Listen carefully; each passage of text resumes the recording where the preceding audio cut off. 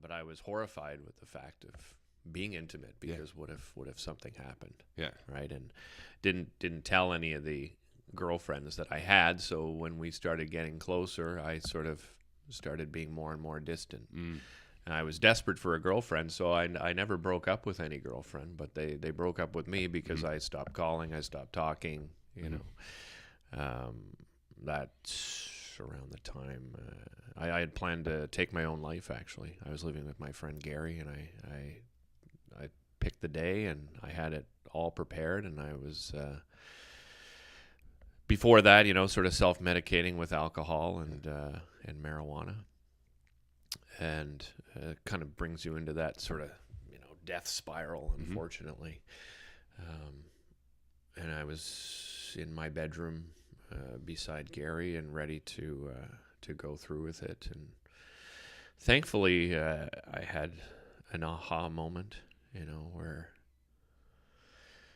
I just, you know, going back to growing up, I had such a great support group. That's probably why, you know, to this day, I still tell people, you know, they say, oh, you know, elementary school, how bad it was for you. But I still had an amazing childhood.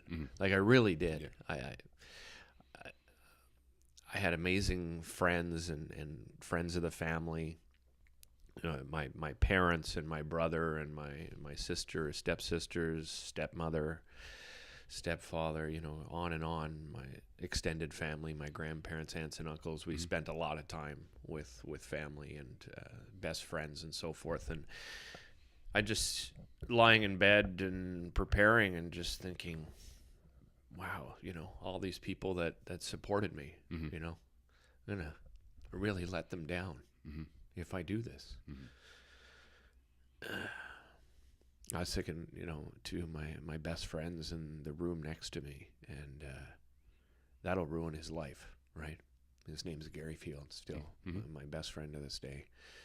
What if Gary walks into the room, you know, tomorrow morning and tries to wake me up and I don't wake up? Life's not just about you, is what I thought, right? Because I think I strive to be happy so badly that I forgot it was okay to be unhappy and to acknowledge it, right? For sure.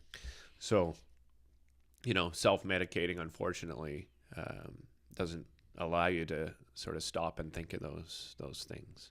That, hey, you know, life isn't just about you. There's a lot of people that care about you and would understand if you talk to them. When I told Gary about it years later, he was pretty upset that I didn't approach him. You know, it's like, hey man, I was your best friend. Why didn't you say anything? And I don't know. I was just, I guess, ashamed, embarrassed. For sure. Always wanted, you know, you want to work things out on your own, right? And I always thought I was mentally tough enough to do that, but I guess didn't realize how I was sort of spiraling out of control. And I didn't realize how deep the depression was, I guess, until, you know, those days leading up where I didn't want to take it anymore. But I'm glad I had that, because not everybody does, you know. That's right. Not everyone has, unfortunately, if you suffer from, you know, mental illness. You know, depression is certainly a mental illness, but I wasn't in such, I guess, a state where I couldn't think, at least logically. Thankfully, I sort of took that step back and went, wow, yeah, life's more about me, and then acknowledged being unhappy's okay. Yeah. I'm unhappy. That's okay, man. Yep. Let's figure it out then. What do I need to do to get myself out of this? Yeah, that's, I mean, like you say, everybody has those dark times, and when we start realizing that we're not alone, right? Yeah. And, you know, there's places to go and talk and just, you know, listen to people, right? Just listen. Someone's got a story to tell, and you listen to it, right? And that's what can get you through, right? Yeah. Like, and so where did you go from there? Like, you made the decision not to do it. Yeah, I scaled back on the self-medicating.